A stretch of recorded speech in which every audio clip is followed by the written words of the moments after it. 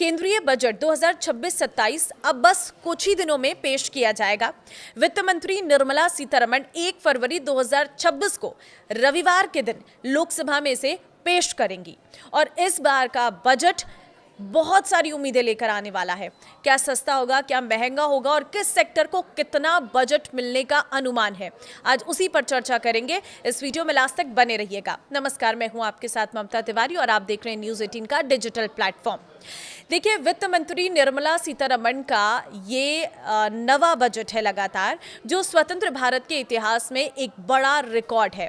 इससे पहले मोरारजी देसाई ने सबसे अधिक 100 बार बजट पेश किया था, जिनमें से 8 पूर्ण बजट जबकि 2 अंतरिम बजट थे। सबसे खास बात यह है कि आज़ादी के बाद पहली बार कोई बजट रविवार को पेश हो रहा है, जो काफ़ी ऐतिहासिक माना जा रहा है। पहले भी कभी कभी शनिवार को बजट आया था, जैसे 2015 में, 2016 में अरुण जेटली ने पेश किया था, लेकिन रविवार का ये पहला मौका है। इस बार बजट से आम जनता से लेकर इंडस्ट्री के अलग अलग एक्सपर्ट्स को कई सारी उम्मीदें हैं।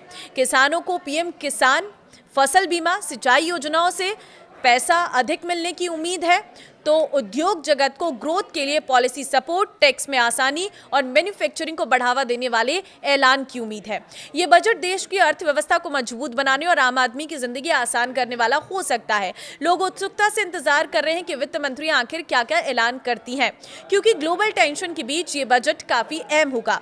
सबसे पहली चीज, टैक्स स्लैब में बदलाव की उम्मीद आप भी जरूर चाहते होंगे, क्योंकि एक्सपर्ट्स का मानना है कि इस बार सरकार पुरानी टैक्स रिजीम के स्लैब में बदलाव कर सकती है।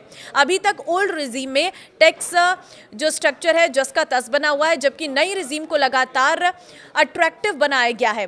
कंजप्शन बढ़ाने के मकसद से सरकार मिडिल इनकम ग्रुप को राहत देने पर फोकस कर सकती है। दूसरी चीज है, टीडीएस रेट्स कम होंगे, क्योंकि ये सवाल उठ रहा है। वर्तमान में अलग अलग ट्रांजैक्शंस पर कई टीडीएस रेट्स लागू हैं, जिससे टैक्स पेयर्स में कंफ्यूजन रहता है।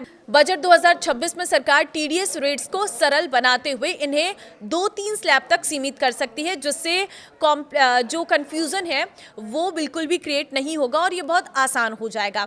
तीसरी चीज जो है, ओल्ड रिजीम में स्टैंडर्ड डिडक्शन बढ़ सकता है। नई रिजीम में स्टैंडर्ड डिडक्शन 75,000 रुपये कर दिया गया है, जबकि पुरानी रिजीम में ये अभी भी 50,000 रुपये है।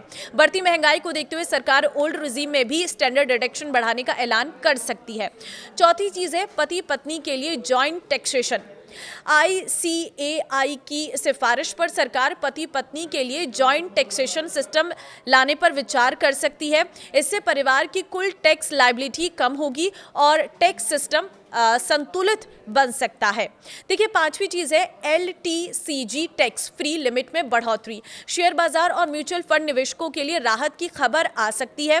सरकार लॉन्ग टर्म कैपिटल गेन्स की टैक्स फ्री लिमिट को 1.25 लाख रुपए से बढ़ाकर 1.5 लाख रुपए कर सकती है।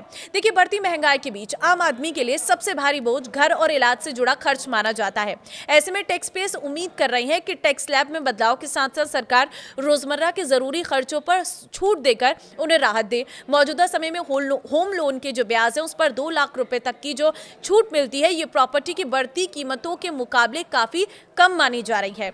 दूसरी चीज ये है कि बजट 2026 से मिडिल क्लास रोजगार से जुड़ी कई उम्मीदें लगाए बैठा है। उन्हें उम्मीद है कि सरकार बजट 2026 में रोजगार और स्किलिंग को प्राथमिकता देगी, जिससे नए रोजगार का सृजन होगा और मिडिल क्लास को इससे फायदा मिलेगा। रोजगार बढ़ने से घर में आमदनी बढ़ेगी। साथ ही अगर सरकार MSME लोन में युवाओं पर ध्यान देती है तो स्वरोजगार के कई नए रास्ते खुल सकते हैं। वरिष्ठ नागरिकों के लिए नई टैक्स स्कीम उतनी आकर्षक नहीं है। बुजुर्गों को स्वास्थ्य और इंश्योरेंस खर्चों पर राहत की जरूरत होती है। ऐसे में उन्हें मेडिकल खर्चों में सरकार की ओर से बड़ी राहत मिल सकती है। अगर ऐसा होता है तो बुजुर्गों को काफी फायदा होगा।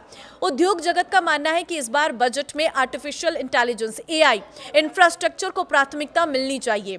हैप्पीएस्ट माइंड्स के CEO के अनुसार भारत को केवल AI का उपभोक्ता नहीं बल्कि ग्लोबल लीडर बनने की दिशा में आगे बढ़ना चाहिए। इसके लिए स्वदेशी हार्डवेयर, डेटा सेंटर, स्टार्टअप्स को सपोर्ट, टैक्स इंसेंटिव्स और इसके साथ ही स्किलिंग प्रोग्राम की जरूरत है। बाजारों को भी बजट से उम्मीद है, क्योंकि निवेशकों को इनकम टैक्स में राहत करीब 11.512 लाख करोड़ के टैक्स खर्च और फिजिकल डेफिसिट को 4.4% के आसपास रखने की उम्मीद है। कुल मिलाकर बजट 2026 से यह अपेक्षा की जा रही है कि कि वो ग्रोथ, रोजगार और इनोवेशन तीनों को नई गति देगा। कई एक्सपर्ट्स का मानना है कि अगर बजट में एंट्री लेवल ईवी को टैक्स छूट, सब्सिडी और आसान फाइनेंसिंग के साथ शामिल किया गया तो ये देश के ईवी इकोसिस्टम के लिए गेम चेंजर साबित होगा। इससे घरेलू कंपनियों को उत्पादन बढ़ाने, नई तकनीक विकसित करने और रोजगार के नए अवसर बनाने का मौका मिलेगा। तो आपको क्या लगता है इस बजट में क्या आना चाहिए जिससे आपको फायदा मिले? कमेंट में जरूर बताना और अगर आप मेरी इस वीडियो से सहमत है तो इसे शेयर जरूर करना। नमस्कार।